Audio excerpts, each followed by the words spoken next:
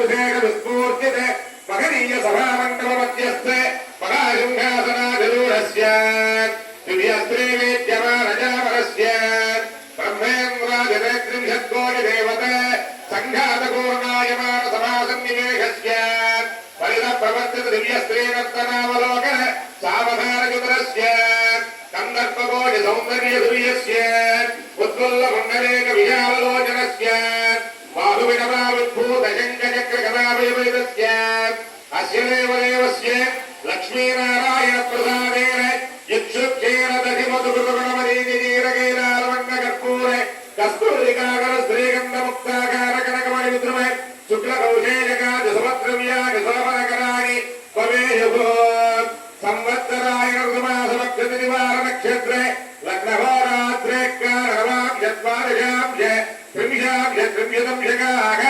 నిరంతరమనుకూలాః survey గ్రహాః శుభనక్షత్రాః శుభ ఏకాదశస్థాన ఫలదా ఫలదా సుప్రసన్న సుముహూర్తా భవంతు.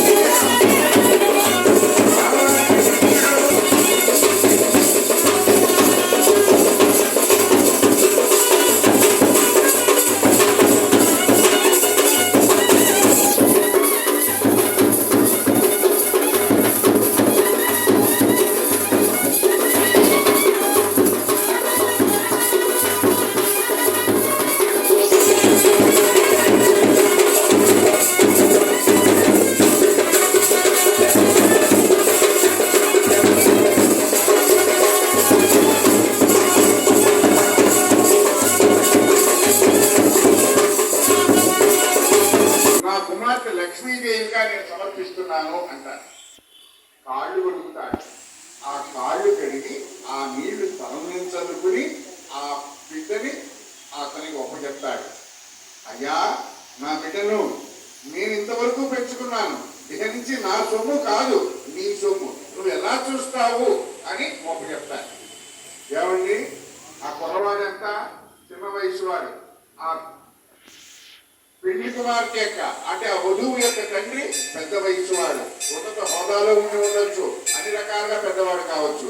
కానీ ఇప్పుడు అక్కడ అంత పిల్లవాడికి కాళ్ళు కడగడం ఏమిటండి?